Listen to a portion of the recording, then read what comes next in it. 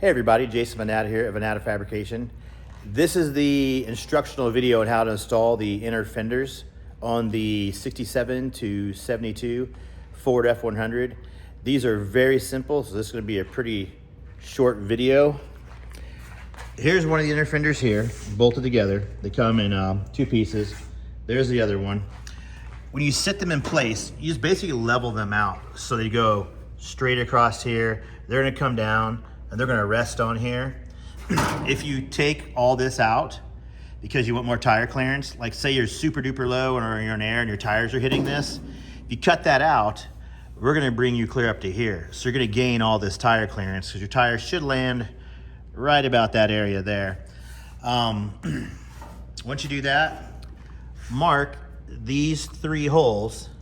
Just put a little line on there with a Sharpie, and when you have them in place, transfer that line over to this piece of metal here.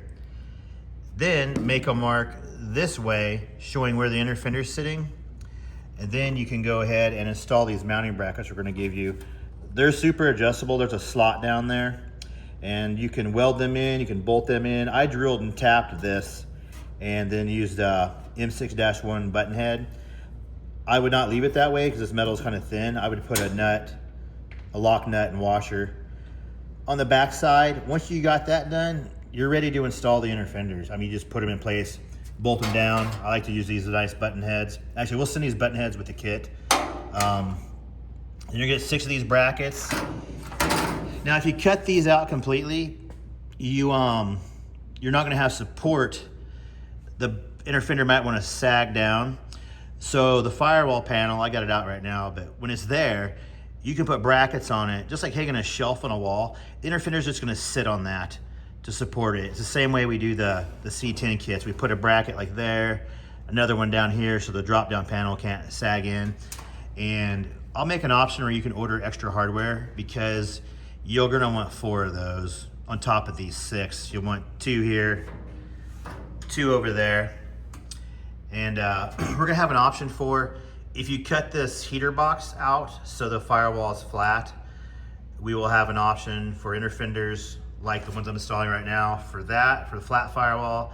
Then we'll have an option for inner fenders that are cut around that heater box, and I will show that later in this video. So we've got the firewall panels installed and the inner fenders.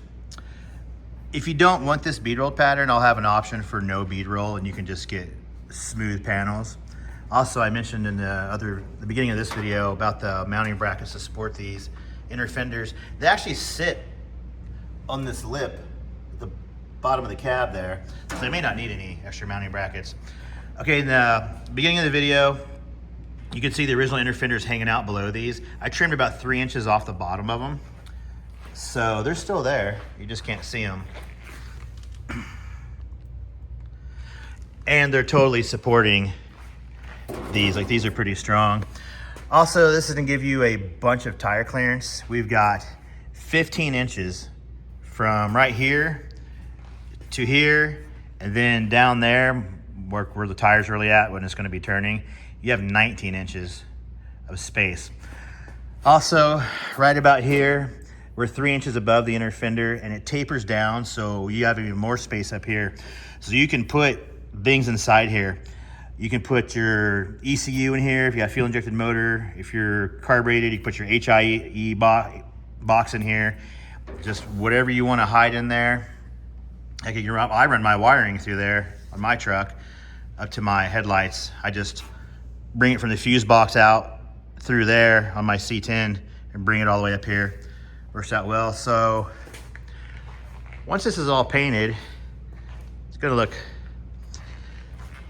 somewhat like mine. Our C10 engine bay kit uses the same basic design of inner fenders. They're just bigger, and the core support area and radiator cover is all different.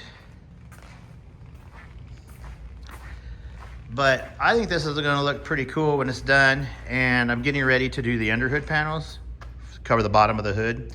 They're gonna match all this, and that's gonna make a pretty neat engine bay for not a lot of money. So the engine bay kit, you're gonna get both your inner fenders, and the core support covers, and that's pretty much it. Then we'll have these on the website separate too. If you don't want these, but you want the inner fenders, you can buy all this stuff separately. But literally, you can do your whole engine bay like this for like, on my truck, that kit's like, it's $950. So not a lot of money, very little time involved in it. And thanks for watching. Call me if you all have any questions. Numbers on the website, vanatafabrication.com.